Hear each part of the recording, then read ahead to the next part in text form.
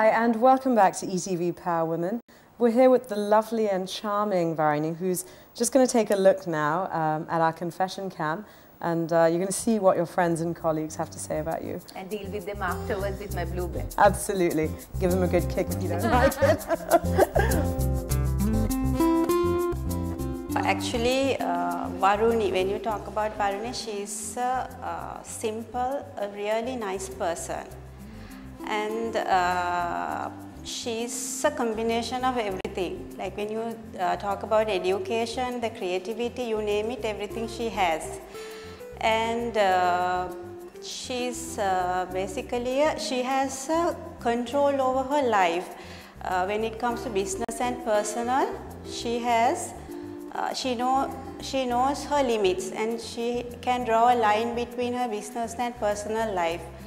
So I would say she's a combination of everything. She's really a nice person, and when it comes to charity, she's on top, and when it comes to fashion, still the same.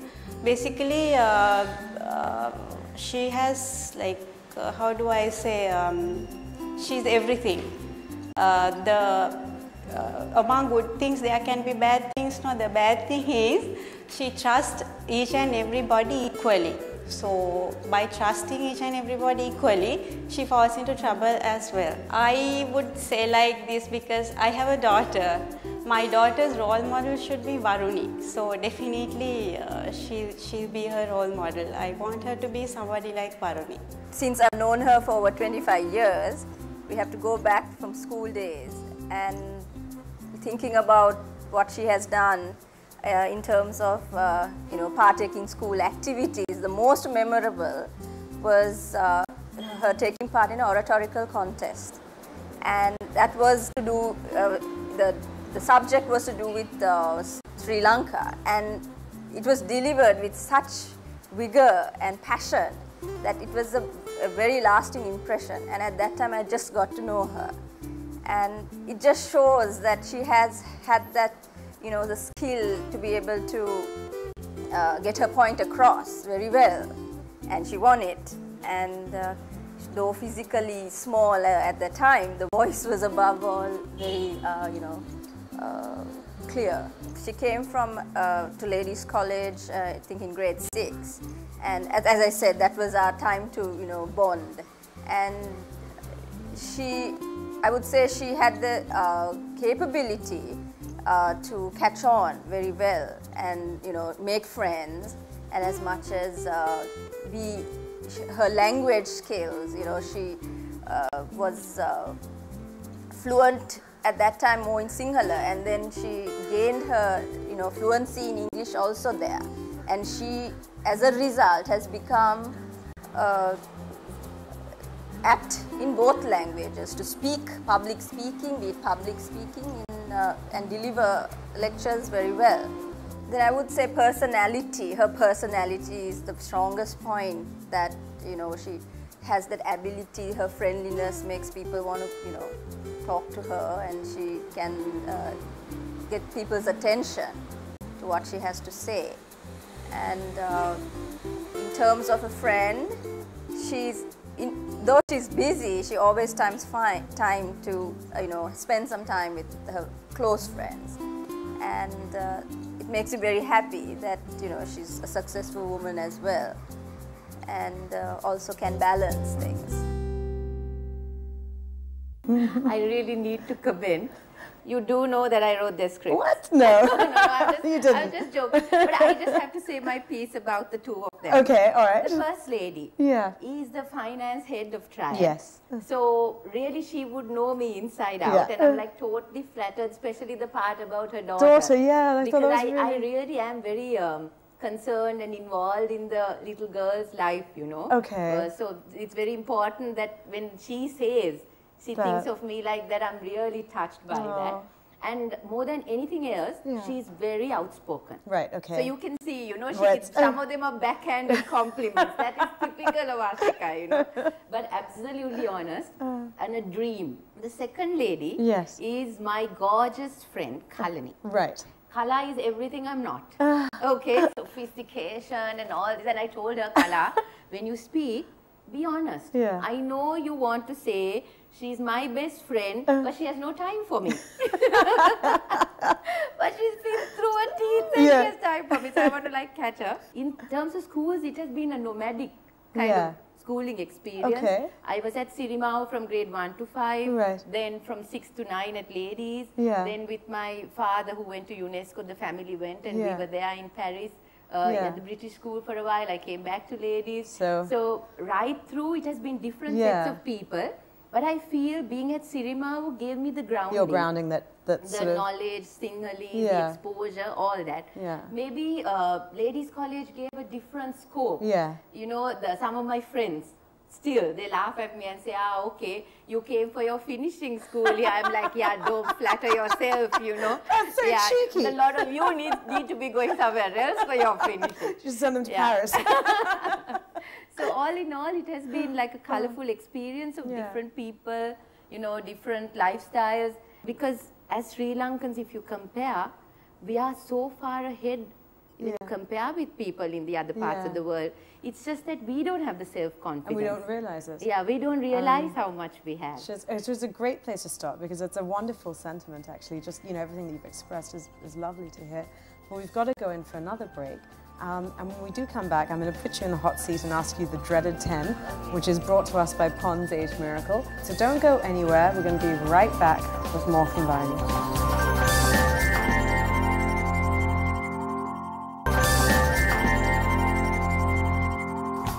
Hi, and welcome back to ETV Power Women.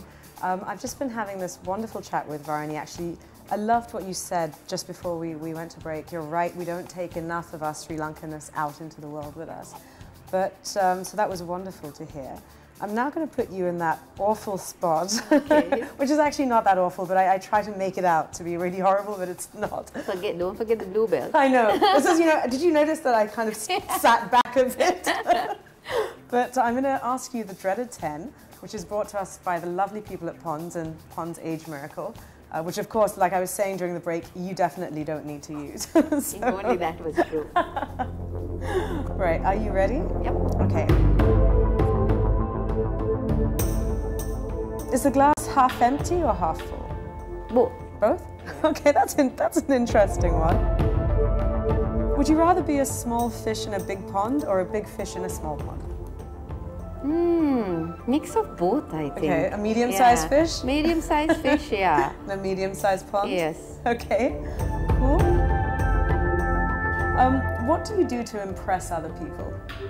I just become very friendly. Yeah. I think because by being very natural, friendly, and kind of open, you become their friend. Yeah. Rather than, so you don't have this barrier. Yeah. Okay. Where do you go to be alone? The toilet. That's my favorite place in Minoli. And I get scolded by my son and my husband and everybody. Everyone's like, come out. Yeah, what on earth do you do in there? I love just being in the bathroom. Oh, really? How many rings before you answer the phone? With the mobile phone and that identification you can see who it is. Comes, do you scream? Sometimes it just rings endlessly. Okay. Yeah, but you don't answer. Yeah. Usually maybe about 5. What's your biggest regret? I don't have any really. God, you're so lucky. I'm happy because, see, I take life as it comes. Yeah. I'm not a huge dreamer. Right. And I don't really plan long term. Yeah. I enjoy the moment. And I'm happy. Yeah. And I think I look back, this is one thing which I believe in. Be happy with what you have. Yeah. Where do you find sort of true inspiration? Like really where it just really inspires you? I think your own experiences. Right through our lives. It could be our parents, then siblings, friends, whoever. We learn through experiences. We watch other people, we behave in certain ways, we react in certain ways, and we learn and move on.